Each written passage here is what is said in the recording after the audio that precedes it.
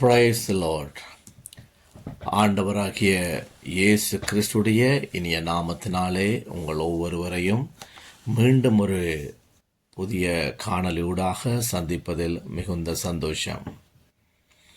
கர்த்தராகிய இயேசு கிறிஸ்துக்குள்ளே எப்பொழுதும் மனமகிழ்ச்சியாக சந்தோஷமாக இருக்கும்படியாக தேவன் விரும்புகிறார். நன்னடுகளும் ஒவ்வொரு காணொலியும் சொல்வது போல தேவன் நம்மை அழைத்ததுக்கு ஒரு முகாந்தரம் உண்டு. அந்த அழைப்பை நிச்சயம் அவர் நிறைவேற்ற அவர் போதுமான தேவன். அவர் பொய் சொல்ல மனிதன் அல்ல, அவர் மனம் மாற மனுபுத்திரனும் அல்ல, அவர் சொல்லியும் செய்யாதிருக்கிற தேவனும் அல்ல. வார்த்தையின்படி சகலவற்றையும் அதினதின் காலத்திலே நிறைவேற்றுகிற ஜீவனுள்ள தேவனை நானும் நீங்களும் ஆராதிக்கின்றோம். இன்றைய நாளிலும் கூட ஒரு வேதத்திலே இருக்கிற ஒரு காரியத்தை குறித்து உங்களோடு பகிர்ந்து கொள்ளும்படியாக, அந்த செய்தியின் நிமித்தம் நீங்களும் கர்த்தருக்குள்ளே பலமடைய, கர்த்தருக்குள்ளே ஸ்திரப்பட இந்த வார்த்தைகள் உங்களை நிச்சயமாய் தேற்றும், உங்களை ஸ்திரப்படுத்தும், உங்களை வழிநடத்தும் என்று ஆண்டவராகிய இயேசு கிறிஸ்துவுக்குள்ளே நான் விசுவாசிக்கிறேன். இன்றைய நாளிலும் யோவான் 5வது அதிகாரத்திலே ஒரு சம்பவத்தை குறித்து பேசும்படியாக பாருங்கள். நமக்கு ஒரு துன்பம், துயரம், ஒரு பிரச்சனை, ஒரு இக்கட்டான சூழ்நிலை இருக்கிறோம் அப்படி என்று ஆன ஒரு நிலைமையில் மனிதர்கள் ஒருவேளை நமக்கு எதுவும் செய்யாமல் கடந்து போகலாம். மனிதர்கள் நம்முடைய வாழ்க்கையில் இடைப்பட்டு இந்த மனிதன் கஷ்டப்படுகிறானே, துன்பப்படுகிறானே, இன்னல் படுகிறானே, ஏதாவது அவனுக்கு உதவி செய்யலாம் என்று நினைப்பது அரிது. ஆனால் நம்முடைய தெய்வம், நம்மை சிருஷ்டித்தவர், நம்மை உருவாக்கினவர், அவருடைய சுபாவம் அப்படிப்பட்டதல்ல. எந்த மனுஷனையும் பிரகாசிக்கிற மெய்யான ஒளியாய் அவர் இந்த பூமியிலே கடந்து வந்தார். அதான் ஆண்டவர் சொன்னார், நீங்கள் மனுஷனை, சுவாசமுள்ள மனுஷனை நீங்கள் நம்புவதற்கு அவன் எம்மாத்திரம். நம்மை சிருஷ்டித்த, நம்மை உருவாக்கிய ஆண்டவரே அந்த வார்த்தையை சொல்லுகிறார். இங்கு அப்படி ஒரு சம்பவத்திலே ஒரு மனிதன் இழுபட்டு கொண்டு, துன்பப்பட்டு கொண்டு, வியாதியினாலே அவனுடைய அந்த சூழ்நிலையிலிருந்து ஒரு விடுதலை பெற முடியாமல் அவன் மிகவும் பரிதாபமான, ஒரு இக்கட்டான, ஒரு மிகவும் கொடுமையான வாழ்க்கையை வாழ்ந்து கொண்டிருந்த மனிதனை நம்முடைய தேவன் சந்திக்கிறார், நம்முடைய தேவன் காண்கிறார், நம்முடைய தேவன் பார்க்கிறார். ஆனால் அவர் அந்த மனிதனை மனுஷர்கள் பார்க்கும் விதமாய் பார்க்கவில்லை. அவருடைய பார்வையே அதிசயமாயிருந்தது. அவருடைய பார்வையே அவனுக்கு ஒரு விடுதலை கொடுக்க வேண்டும் என்றிருந்தது.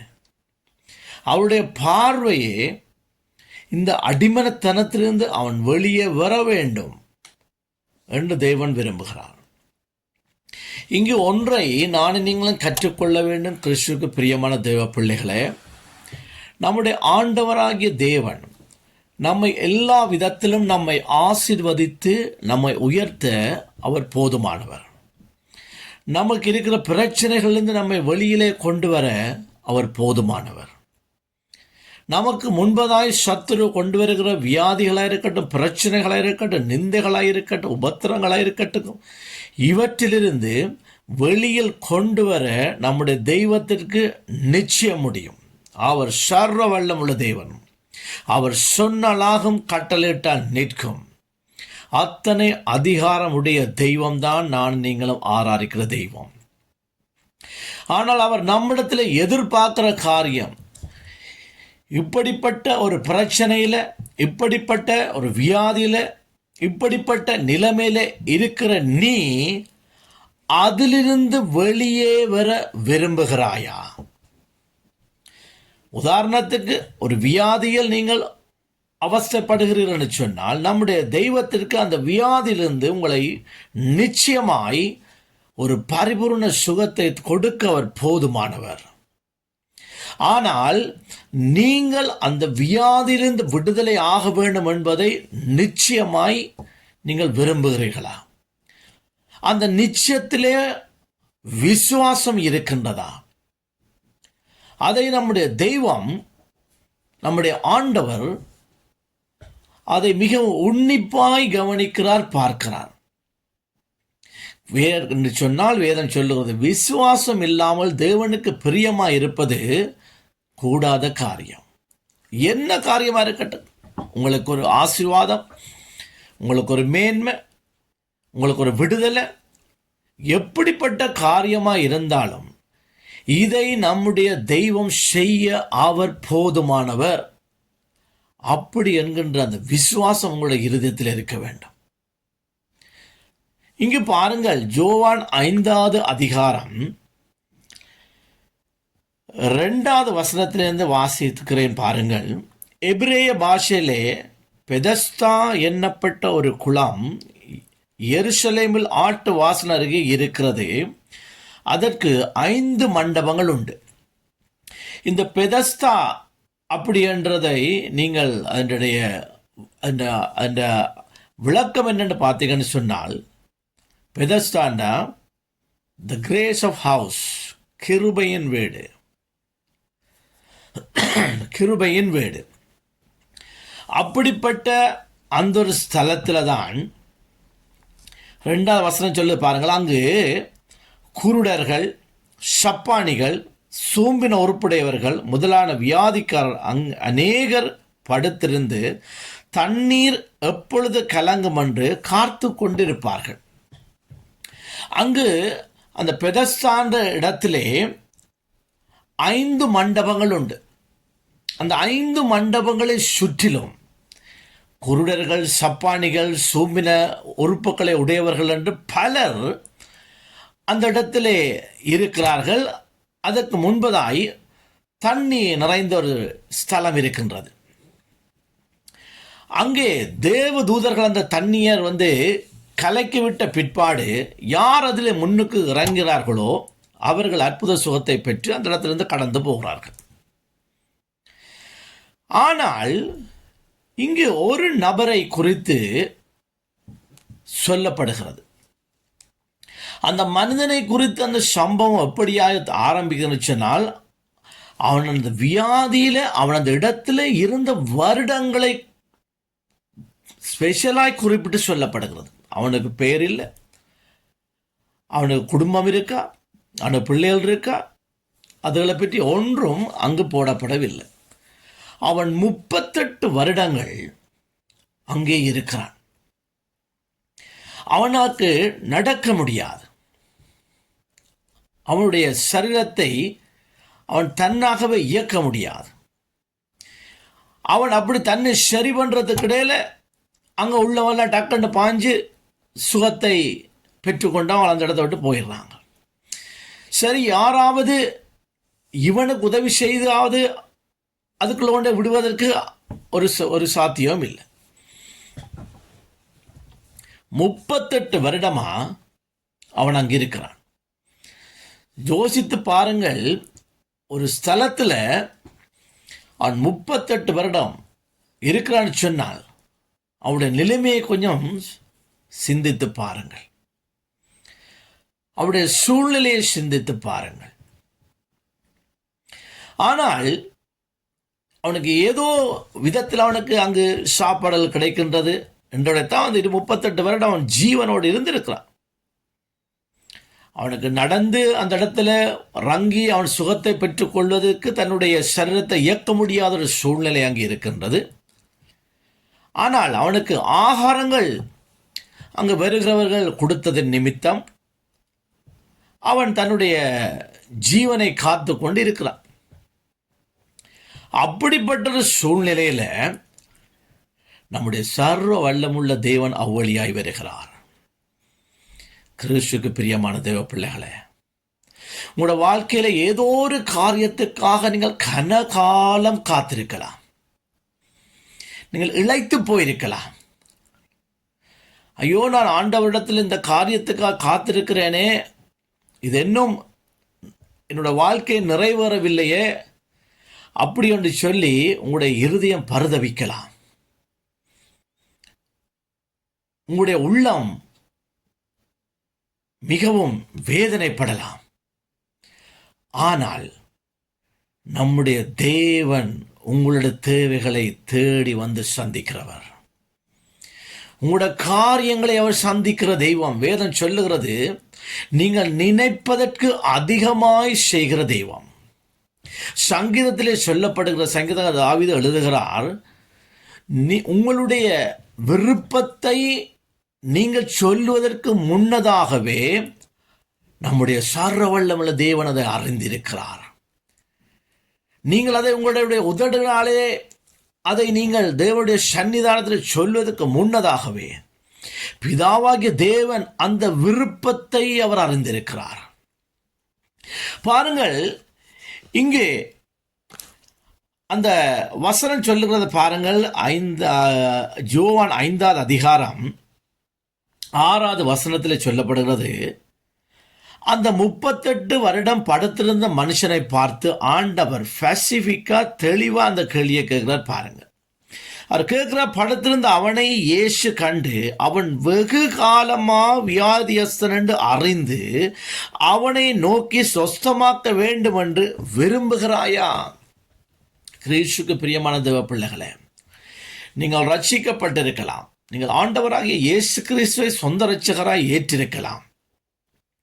நீங்கள் அபிஷேகம் பெற்றிருக்கலாம். எது எப்படியாக இருந்தாலும் நீங்கள் விரும்ப வேண்டும் ஒரு காரியத்திலே இருந்து நீங்கள் விடுதலை ஆவதற்கு. ஒருவேளை ஒரு பாவத்தில் இருக்கிறீர்களா? ஐயோ, இந்த பாவத்தை நெடுகளை நான் செய்து கொண்டு இருக்கிறேனே, இந்த பாவத்திலிருந்து எப்படி நான் வெளியில வருவது? இந்த பாவம் என்ன எப்பொழுதும் மேற்கொள்ளுகிறதே, அப்படி என்கின்ற கேட்டகரியில் இருக்கிற மக்கள்கள் உண்டு.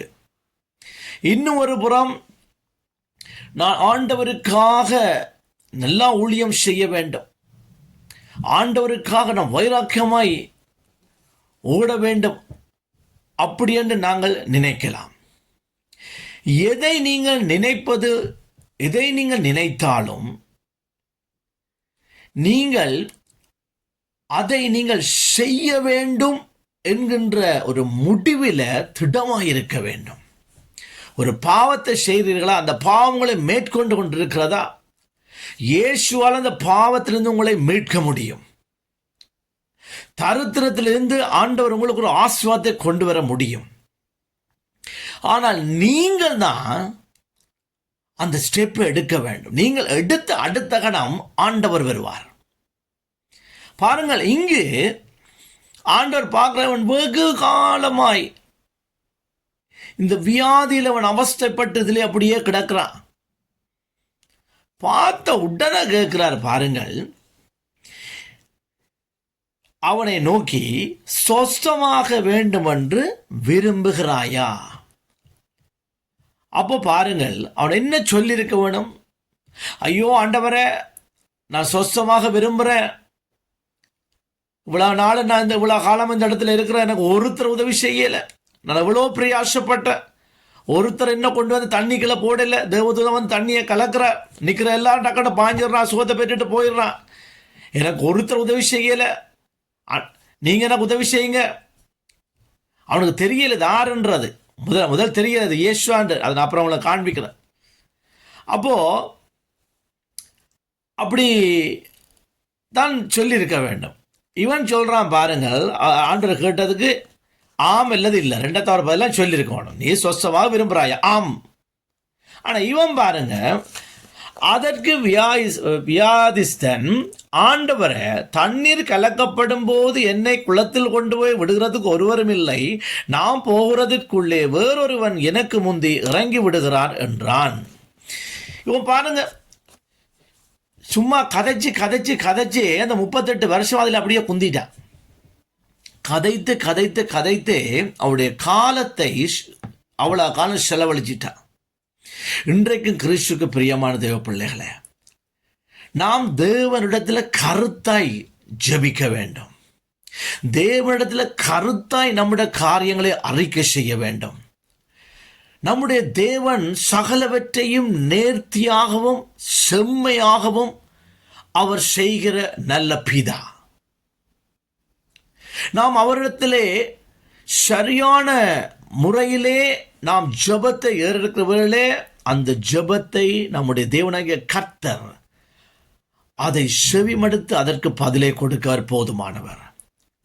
இந்த மனிதனை போல நாம் தேவையில்லாததை பேசிக்கொண்டு இருப்பதால் நாம் அதனால் தான் பல கிறிஸ்தவர்கள், பல தேவ பிள்ளைகள் தேவனுடைய அற்புதத்தை, அதிசயத்தை, விடுதலையை, இரக்கத்தை, தேவ அன்பை நாம் இன்னும் அனுபவிக்காமல் சுதந்திரிக்க முடியாமல் தவித்துக் கொண்டிருப்பவருடைய நோக்கம், நாம் சரியான முறையில் வேதம் நமக்கு கற்பித்து தந்திருக்கிற விதத்தில் பரிசுத்த ஆவியானவருடைய துணையோடு நாம் கருத்தா ஜெபிக்க தெரியவில்லை. கருத்தா தேவனிடத்தில் கேட்க நமக்கு தெரியவில்லை. கருத்தான முறையில் அவரை அணுக நமக்கு முடியவில்லை. வேதத்தில் அப்போஸ்தலர் அதிகாரத்தில் சொல்லப்படுகிறது, நீங்கள் அவரை தடவி பார்க்கும் தூரத்தில் உங்களுடைய தேவன் உங்களோடு கிட்ட இருக்கிறார். நீங்கள் தடவி பார்த்து கண்டுபிடிக்கக்கூடிய தூரத்தில் தேவன் உங்களோடு இருக்கிறார். ஆனால் அப்படிப்பட்ட தெய்வத்திடத்திலே நாம் கருத்தாய் ஜெபிப்பதில்லை. இங்கு இந்த மனிதனிடத்தில் ஆண்டவர் கேட்கிறார், நீ 38 வருட காலம் இந்த இடத்திலே நீ இப்படி சொஸ்தமானவனாக இருக்கிறாய், நீ வியாதிப்பட்டிருக்கிறாய் நான் காண்கிறேன், உனக்கு இதிலிருந்து ஒரு விடுதலை வேண்டுமா, நீ சொஸ்தமாக விரும்புகிறாயா? அவன் சொல்லியிருக்க வேண்டியது ஆமாண்டவரே இல்லது ஆமையா ஏதோ சொல்லியிருக்க வேணும். அவன் தேவையில்லா சொல்றான், இப்படி ஆண்டவரே தேவதூர வர்றாரு, தண்ணியை கலக்கிறான், நிற்கிறெல்லாம் பாஞ்சிடறான், எனக்கு சந்தர்ப்பம் கிடைக்கதில்லை, என்னை கொண்டு விடுவதற்கு யாரும் இல்லை என்று ஆண்டவர் சொல்லுகிறார். அவனை பார்த்து இயேசு அவனை நோக்கி, எழுந்திரு, உன் படுக்கையை எடுத்துக்கொண்டு நட என்று சொன்னார். ஆண்டவர் சொன்னார், சும்மா கதைச்சு கொண்டிருக்கல, பிரயோஜனம் இல்லை, நீ எழுந்து உன் படுக்கையை எடுத்துக்கொண்டு போ, சுகமாய் வாழ், நன்மையாயிரு என்று ஆண்டவர் சொல்லுகிறார். பாருங்கள், உடனே அந்த மனுஷன் சொஸ்தமாகி தன் படுக்கையை எடுத்துக்கொண்டு நடந்து போனான். அந்த நாள் ஓய்வு நாளாய் இருந்தது. உடனே அடுத்த கணமே 38 வருட காலமா ஒரு துளி கூட அறக்க முடியாதவன், ஒரு இஞ்சி கூட அறக்க முடியாதவன், அந்த தண்ணிக்குள்ள போய் இறங்குவதற்கு எந்த ஒரு வழியும் இல்லாது இருந்தவனுக்கு தேவனுடைய ஜீவனுள்ள வார்த்தை அவருடைய வாயிலிருந்து புறப்படுகிறது. என்றும் கிறிஸ்துவுக்குள்ள பிரியமான தேவ பிள்ளைகளே, உங்களுடைய வாழ்க்கையில் இருக்கிற வியாதிகள், போராட்டங்கள், பிசாசுடைய பிடிகளில் இருந்து நீங்கள் தத்தளித்து கொண்டு இருக்கிறது தேவன் காண்கிறார். என்றும் தேவன் உங்களை பார்த்து கேட்கிறார், நீ இந்த காரியங்களில் இருந்து விடுதலையாக சொஸ்தமாக நீ விரும்புகிறாயா? நீங்கள் தேவ பிள்ளைகளே, அருமையான கிறிஸ்துவை ஏற்றுக்கொண்ட தேவ ஜனமே, கருத்தாய் தேவனுக்கு பதிலளிக்க கற்றுக்கொள்ளுங்கள். கருத்தாய் தேவனுடைய சமுதிர ஜெபிக்க கற்றுக்கொள்ளுங்கள். கர்த்தர் அதை விரும்புகிறார். நாம் தேவையில்லாததை பேசுவதன் நிமித்தம் நம்முடைய ஆசீர்வாதங்களை இழந்து போகின்றோம். இவன் 38 வருஷமா பேசி பேசி பேசி பேசியே அந்த இடத்துல வாழ்ந்துட்டான். ஆனால் ஒரு அற்ப செகண்டுக்குள்ள நம்முடைய ஜீவனுள்ள தேவனை சந்தித்தான். அந்த ஜீவனுள்ள தேவன் கேட்டான், நீ சொஸ்தமாக விரும்புகிறாயாண்டு. அடுத்த கணம் அவன் சொஸ்தமானான். இப்போ அவனுக்கு தெரியல, இந்த இந்த இந்த இந்த விடுதலையை, இந்த சுகத்தை தனக்கு தந்தது யார் என்று. பாருங்க, அந்த வார்த்தையை காண்பிக்கிறேன் பாருங்கள். அவன் அவர்களுக்கு பிரதித்தமாக, என்னை சொஸ்தமாக்கினவர் உன் படுக்கையை எடுத்துக்கொண்டு நடவென்று எனக்கு சொன்னார் என்றார். அவனுக்கு தெரியல இது இயேசுதான் செய்ததென்று. ஏன்னா அவன் சொல்கிறான் பாருங்க, ஒரு படுக்கை எடுத்துகிட்டு போகணுன்னு சொன்னால் அதான் நான் நான் எழும்பிட்டேன், இந்த எழுப்பி நிற்கிறேன், சுகபலமாக இருக்கிறேன், நான் இந்த இதை எடுத்துகிட்டு போகிறேன். ஆனால் இங்கே பாருங்க, அதற்கு பிறகு சொல்லப்படுறது சொஸ்தமாக்கப்பட்டவன் 13வது வசனம், யோவான் 5:13 வசனம், சொஸ்தமாக்கப்பட்டவன் அவர் இன்னார் என்று அறியவில்லை, அவ்விடத்தில் ஜனங்கள் கூட்டமாக இருந்தபடியினால் இயேசு விலகி இருந்தார். அவனுக்கு தெரியல, இத்தனை வருட காலம் நான் இவ்வளவு பாடுகளில் இருந்த என்னை ஒருவர் சொன்னாரே, உனக்கு சுகம் கிடைக்க வேண்டும் என்று விரும்புகிறாயா, நீ சொஸ்தமாக வேண்டும் என்று விரும்புகிறாயா, அப்படி என்று சொன்னால் உன் படுக்கையை எடுத்துக்கொண்டு போவேண்டு. நான் அந்த வார்த்தையை நான் பிடித்த வண்ணமாய் நான் சுகபலமாய் எழுந்து நிற்கிறேன். ஆனால் யார் அதை செய்தது என்று அவன் அறியவில்லை. அதற்கு பிற்பாடு வசனம் வருகிறது பாருங்க, 14ஆம் வசனத்தில், அதற்கு பின்பு இயேசு அவனை தேவாலயத்திலே கண்டு, இதோ நீ சொஸ்தமானாய், அதிக கேடானது ஒன்றும் உனக்கு வராதபடி இனி பாவம் செய்யாது என்றார். அந்த மனுஷர் போய் தன்னை சொஸ்தமாக்கினவர் இயேசு என்று ஜூதர்கள் மத்தியில் போய் அவன் அறிவித்தான். கிறிஸ்துவுக்கு பிரியமான தேவ பிள்ளைகளே, என் அன்பு ஜனமே, இன்றும் ஆண்டவராகிய தேவன் அவர் உயிருள்ளவராக இருக்கிறார். அவர் ஜீவனுள்ள தேவனாய் இருக்கிறார். அவரால் கூடாத காரியம் ஒன்றுமில்லை. நான் பிரசங்கிக்கிற இயேசு என்றும் ஜீவிக்கிறார். அவர் உயிருள்ள தேவன். அவர் சர்வத்தையும் சிருஷ்டித்தவர். 38 வருடமாய் ஒருவராலும் காணப்படாமல், ஒருவராலும் எந்த உதவியும் பெற்றுக்கொள்ளாமல் இருந்தவரிடத்தில் இயேசு கடந்து சென்று அவருடைய சுகத்தை கொடுக்க கூடும் என்று சொன்னால், அவருடைய இரத்தத்தினாலே கழுவப்பட்ட தேவ பிள்ளைகளுடைய ஒவ்வொரு தேவைகளும் என் தேவனாகிய கர்த்தர் அவர் சந்திக்க போதுமானவர். உங்களுடைய இருதயத்தின் விருப்பங்களை அவர் அறிந்திருக்கிறவர். மனிதர்கள் மீது நீங்கள் நம்பிக்கையை விட்டுவிட்டு, மனிதர்களை பின்பற்றுவதை பார்க்கிறதை விட்டுவிட்டு, மனிதனிடத்திலே நீங்கள் காரியங்களை அணுகுவதை விட்டுவிட்டு, உங்களை அழைத்தவர் மீது உண்மையுள்ள ஒரு நம்பிக்கையும் விசுவாசம் இருக்கும் என்று சொன்னால், உங்களுடைய தேவையை ஆண்டவராகிய இயேசு ஒரு கண பொழுதில் சகலவற்றை மாற்ற அவரால் கூடும். என் அன்பு ஜனமே, என் தேவ பிள்ளைகளே, 38 வருடமாக இருந்தவனுக்கு, எல்லாராலும் கைவிடப்பட்டு இருந்தவனுக்கு இயேசு கடந்து சென்று ஒரு அற்புதத்தை செய்யக்கூடும் என்றால், இன்று உங்களுக்குள்ளும் எனக்குள்ளும் வாழுகிறேன் ஆண்டவராகிய இயேசு உங்களுடைய சகலவற்றையும் புதுப்பிக்க அவர் போதுமானவர். அவர் மீது நம்பிக்கையாயிருங்கள். அவர் மீது நம்பிக்கையாயிருங்கள். அவர் உங்களுடைய தேவைகளை சந்திப்பார். ஒன்றுக்கும் கலங்காதீர்கள், ஒன்றுக்கும் கலங்காதீர்கள். கர்த்தருக்குள்ளே மனமகிழ்ச்சியாயிருங்கள். ஆண்டவர் தாமே உங்களை ஆசீர்வதிப்பாராக. May God bless you. Take care.